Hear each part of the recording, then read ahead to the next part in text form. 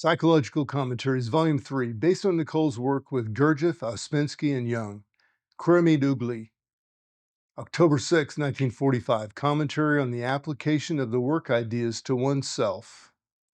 Video 2 of 2. Now, one of the greatest dangers of this work is that it becomes purely formatory, purely a matter of memory.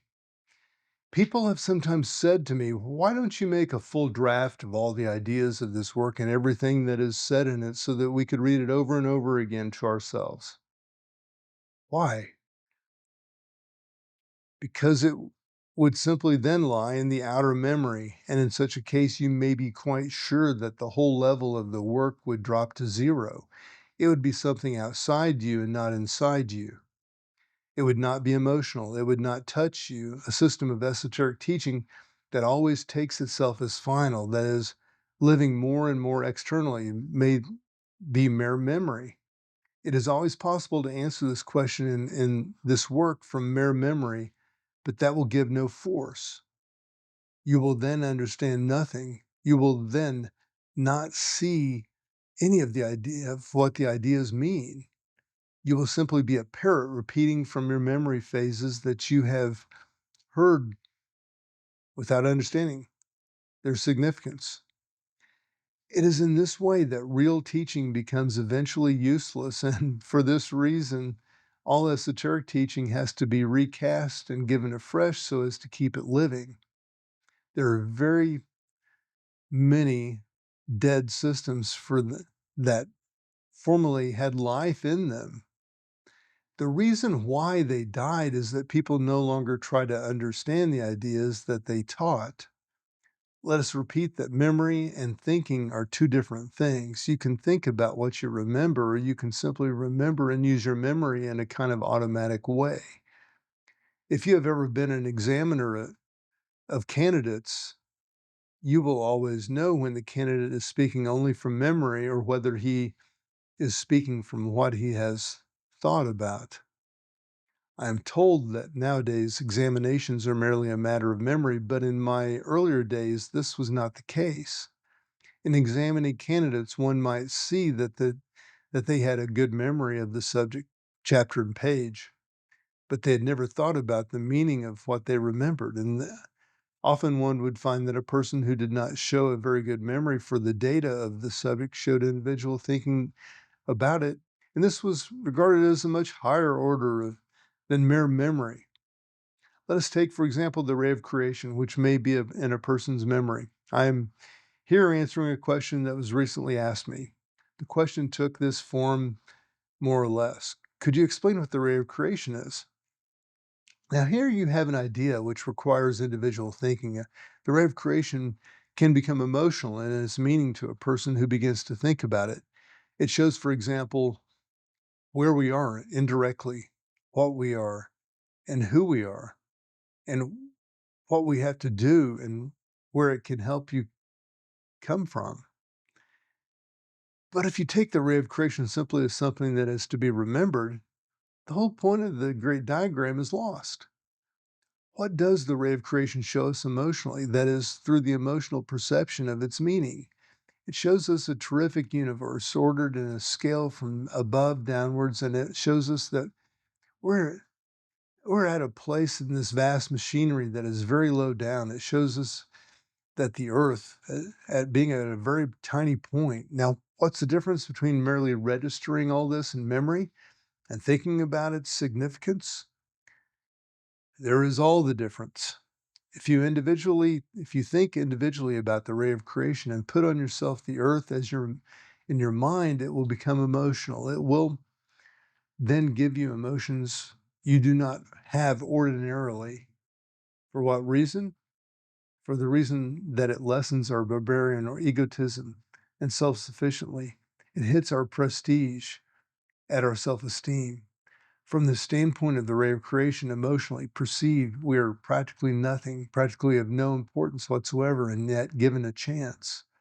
The work says that we are so small in the totality of the universe that if the existence of the human race ceased, we should scarcely be missed. And yet we are given a chance, as the side octave shows. Now, there is memory and knowing based on memory. That is simply knowing what you remember, which is not really knowing, but merely remembering. And this comes from this distinction between knowing and acknowledging. You may remember a great many things about yourself, and you say that then that you know yourself. Do you acknowledge that you know from that memory?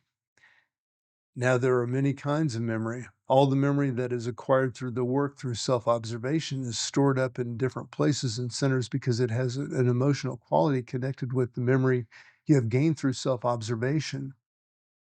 Emotion changes us. Self emotions keep us as we are.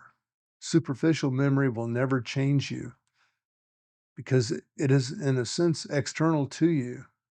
But what becomes deeper and more interior in you can change you. But this cannot begin to happen unless the mind changes, first of all. That is, unless you begin to have from the work different ideas about yourself and about life. This is new truth. This new kind of thinking gradually becomes emotional and affects being. It begins to awaken the emotional center, which is the supreme object of the work, not the emotional center that you have at present, which is filled with self feelings, but a different emotional center. It is this which changes you. But if the memory of the work remains a purely formal memory, a notebook memory, nothing of this kind can happen. Indeed, you have not yet begun the octave of the work which starts from evaluation of a teaching of this kind in the midst of the world as it is now. The second note of the work octave is the application of the ideas of the work, and the third note is the realization of your own difficulties in regard to the work, what is standing in your way. Realization of your own difficulties in regard to the work, what is standing in your way. But merely to hear the work and repeat it from memory and write it down in notebooks cannot change you. You could learn Chinese or French in the same exact way that belongs to external memory, and it will not change you. That is, make you into a different kind of man or a different kind of woman. But at first, it is necessary to record and register the ideas of the work in the external memory, that is, the formatory or moving part of the intellectual center. This is inevitably the first step. One must get to know about the ideas of the work and register them.